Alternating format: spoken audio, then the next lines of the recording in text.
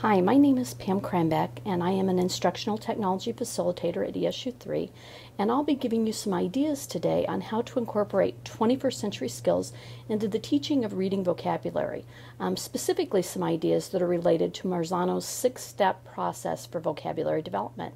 I'm glad you're here.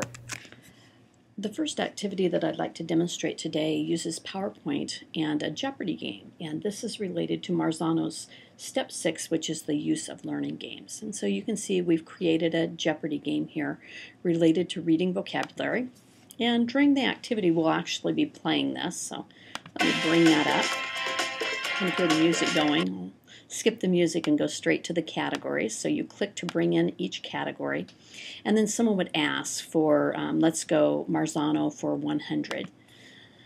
When you do that, it brings up a true-false. Marzano's 6-step process for learning vocabulary relies heavily on students memorizing good definitions of words that are taken from the dictionary, glossary, or the like. Click anywhere on the screen for the answer, which is what is false, and then in the lower left-hand corner it takes you back to the button. Let's take project information for 200. A regional agency that is assisting with the Fort Calhoun Goals project this year. Click anywhere on the screen for the answer. What is ESU3? And then you continue going back to the board. So that's the way that the activity works. I'm going to hit the escape key to get out of this, and you can see that the way this is set up is each question is followed by the answer. And to edit those, you just simply get in there and you can click and change the questions and also add pictures if you'd like. And it's just question, answer, and so forth. So that's kind of the way that works. Let me show you how you can download. You can see here that I've gone to the esu3vocab.wikis.com site. So again, I'm at that wiki space that we're using for this particular project, and I'm going to click on Learning Games. And under Learning Games, what we've done is kind of given you the activity to try, and then the Jeopardy review for vocabulary we've put here. But what I've also added is I've added links to a 5-category Jeopardy, a 4-category Jeopardy, 3-category, and 2-category. So let me just download the 2-category. You can see it's downloading and asking where I'd like to save it. I'm just going to save it on the desktop so we can find it. As you can see, that is downloading. It takes a little bit of time to do that. You can see I've downloaded the Category 2 Jeopardy. I'm going to open that up and just kind of show you how to work with this. And you can see it's opening in PowerPoint. And so once it opens up, I'm just going to make it a little bit larger to cover up my messy desktop here. And the first thing that you're going to want to do is put your first heading in. So I'm going to call this Tier 2 words. And then my second heading that I'm going to use is Tier 3 words. And if the heading is too large, you can just kind of stretch it out and make it a little bit bigger.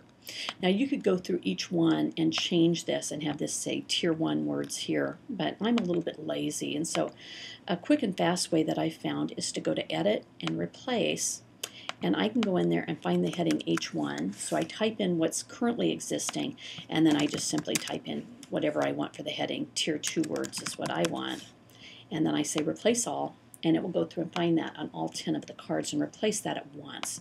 So you can see it's changed that H1 to Tier 2 words on each slide. Okay. Again, then I can go in here and say H2, and I can have this say Tier 3 words, and I can have it replace all of those. And again, it found that on 10 cards, and so now I am done. Okay, so you can see what it's done is it's changed all of those and done that find and replace. Let me find my Tier 3 there. So you can see it's changed that on all of the cards, which is really helpful. Okay. Then what you're going to do next is go in here on each card and start putting your Tier 2 words in. So I'm going to put in the question. For this one, I'm going to use circumstances. So I'll put in the definition, facts and conditions that affect a, and I'm going to hit return, situation. And so this would be the definition here, and you can make it larger if you want. Again, this is kind of personal preference. Maybe you want to make that a little bit larger, move it around.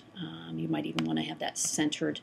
You can go in there and fix that up and have it look the way that you want it to look. Okay, and then the next card down, you can see I'm moving down one. This is where you put in the answer. What is, and maybe I want quotes around that.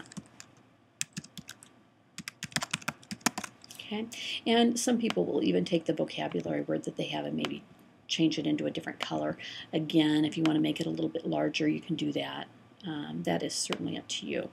And just kind of move it around. And then you'd keep going. You'd put in your next definition. You might even do this with students and have them come up with the definitions, which would take it to that Marzano step 2, where the students start putting things in their own words. I'm going to very quickly go to my tier 3 words, and so what I like to do is go back to the game board and just click on the question 100, and then I'm going to hit escape to get out. And so that takes me directly to the $100 question for tier 3. And I'm going to use osmosis. Maybe I'm a science teacher, and so I'm going to put in the definition here: movement of fluid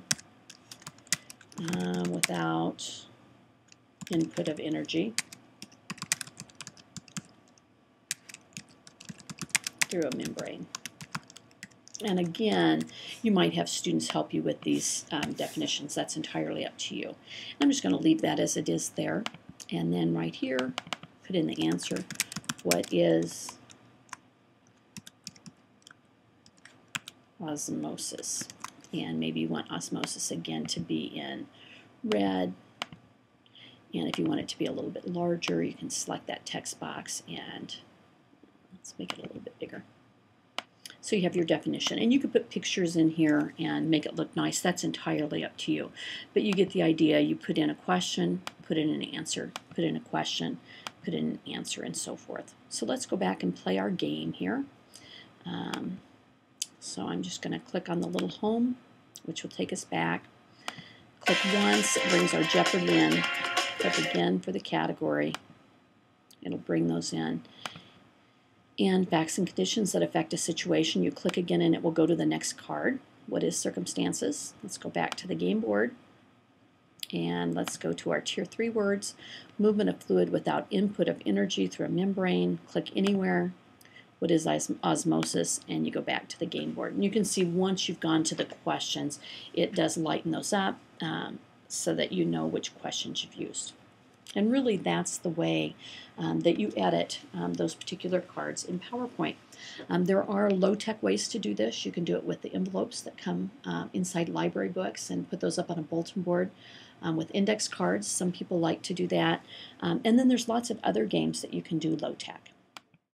After completing this activity, we would again like for you to think about where it fits in the 21st Century Skills Framework, where each activity fits in Marzano's 6-step process, and where it fits with your reading goals.